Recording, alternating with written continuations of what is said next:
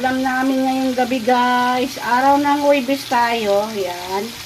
Ang aming ulam. Mayroon pa dito. Yan. Saka ito. Maluluto na yung aming ulam. Yan. Ayan yung naluto ko na. Yan na siya guys. Yan. Ayan guys. Lechong paksiw. Yan. Nagluto kami ng lechong paksiw.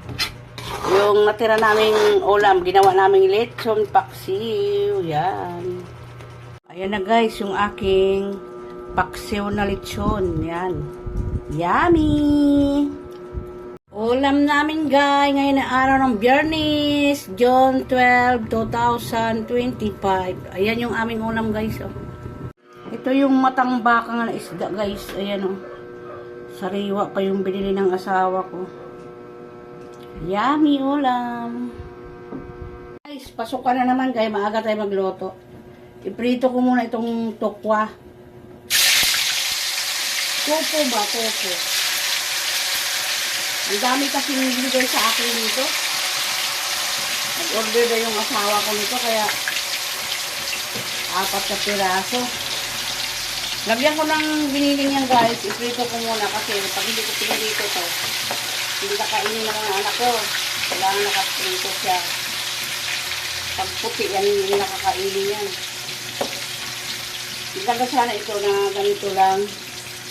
Yung hindi piniprito. Ay, kakainin ng mga anak ko yan. Kailangan ipiprito muna natin bago lagyan ng iniling. Ayan siya guys. And guys, tanggalin na natin yan unang batch ng pag-prito natin ng tupo. Ano kasi ito guys, 4 na balot. Ang daming diniliver dito kasi hindi kami bumibili sa palengke ng nagbibili ka ng taho kami bumibili para sa sariwa. Kasi mahilig yung mga anak ko dito.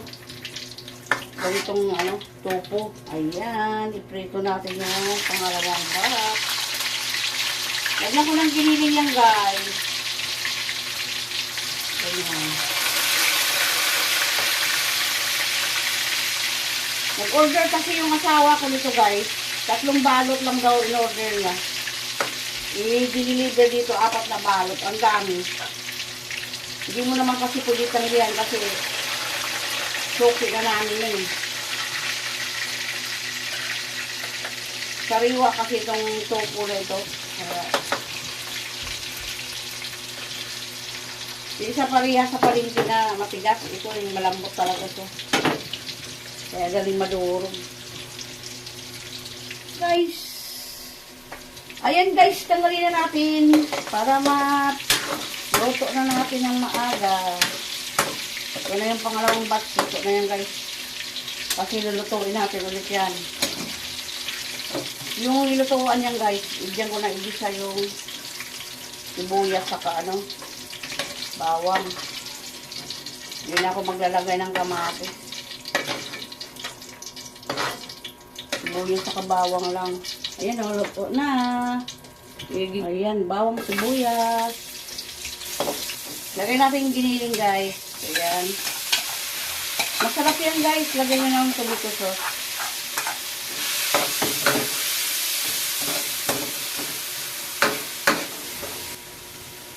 Bitsin guys. Tsaka, meron pa pala akong bitsin dito. Toyo konti guys. Toyo. Konti lang. Isang kutsarang asukal guys oh. Ganyan pag nagluto yan guys. Paminta, powder. Mga 5 piraso. Gusto ng mga anak ko ganitong luto. Mga tukwa. Yan, gusto nila yan.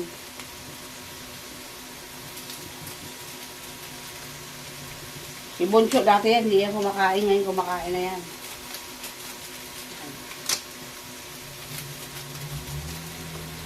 Mga 6 na balot na powder na paminta. Tingin ko guys, inano ko lang yung kanina. Ayan lang siya.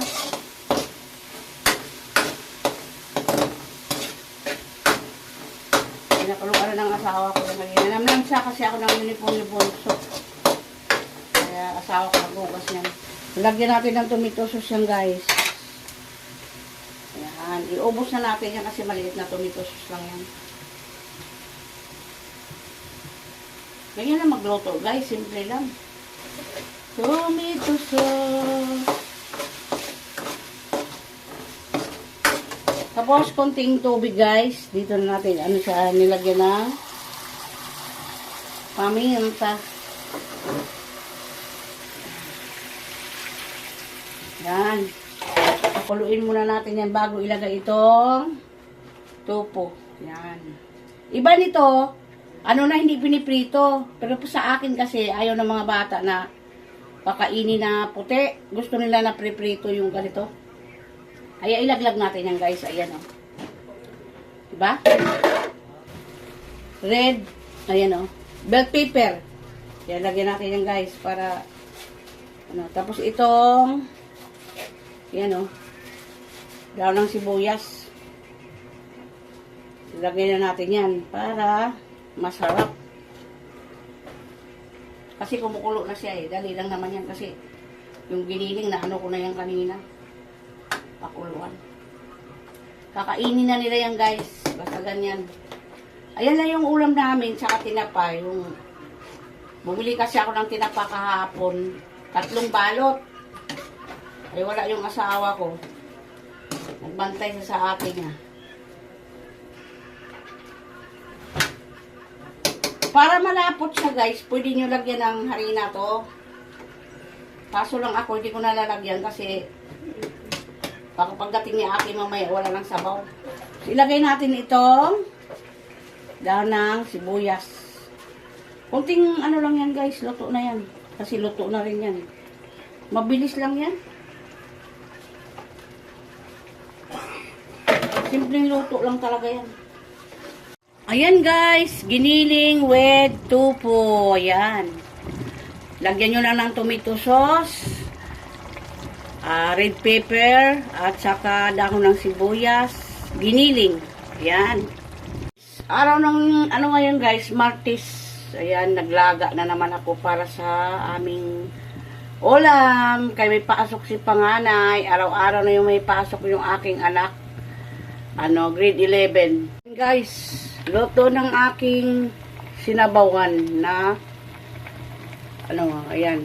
Buto-buto. Buto-buto na naman tayo guys. Para may sabaw yung mga bata. Lalo-lalo na yung panganay ko. Ang pasok nun ano. 7 to 40 ng hapon guys. Si Bunso naman online class. Ayan yung ulam namin guys. Luto na yan kay ano na yung gulay oh. Para yung mga bata ay masustansya ang pagkain palagi. Ayan. Kumakain na yung aking asawa para ready na siya pagsundo kay panganay. Ayan yung plato ni Bunso. Oh. Ako tapos na akong kumain guys. Kumain ako kanina ano, tinapa. Saka yung tira ni panganay na tosino. Ayan. Natagtag sa biyahe. Oh, tagtag sa biyahe. Ayan. Sarap. Sarap. Dabis daw. Gulay, ayan. Ang aming ulam ngayon, kalabasa, malunggay, tsaka ulo ng tuna guys. Ayan, may buntot pa ng tuna. Yung ulo ng tuna yan guys, inano ko, pinaksiw, tapos nilagay ko dito. Para masarap. Ayan, ang aming ulam ngayon guys. Guys, puro kami gulay kasi yung panganay ko, ayaw na niya kumain ng karne na ano. Sa isang linggo daw, 2 bisis lang. Ayan, nagulay din ako kanina. Pinabaon ko sa kanya. Oh. Talbos, tsaka malunggay. Pero bago ito guys. Kasi kanina bagong luto rin sa kanya. Tapos niluto din namin ito. Kailangan maggulay tayo. Kasi oso ang sakit ngayon guys. Ayan. Naggata na naman ako guys. Ayan guys. Gagawa tayo ng ating merienda. Ayan. Maruya na naman yan guys. Ginawa ko na ito guys. Balik ko lang yung aking recipe. Pero yung ulang gawa ko, walang itlog. Ito, may itlog na. Nilagyan ko ng itlog. Yung paggawa ko ngayon. Yung una, walang itlog yung guys. Ito, nilagyan ko. Ayan. Guys, nilagay ko na yung saging para sa ating maruya. Yan, nilulubog ko na lahat yung saging yan guys. Para Iprito ko na lang yan. Ang aking maruya, guys. Yan, guys, maruya. Yan yung aking maruya. Merienda namin yan, guys. Maruya. 3 salang yan ng aking maruya. Ito na lang yung last ko, guys. Oh. 3 piraso na lang yan. Tapos na ako magloto. Doon yung iba, oh, ayan, oh. Tapos na yung 2 salang ko. Ayan. Guys, tapos na ako magloto ng maruya. Merienda tayo, guys. Ayan. Ganyan lang, guys, magawa ng maruya. Yummy yan, guys. Tingnan mo, guys. Ang laki, oh. Oh, laki ng maruya. Oh, di ba? Yummy, yummy.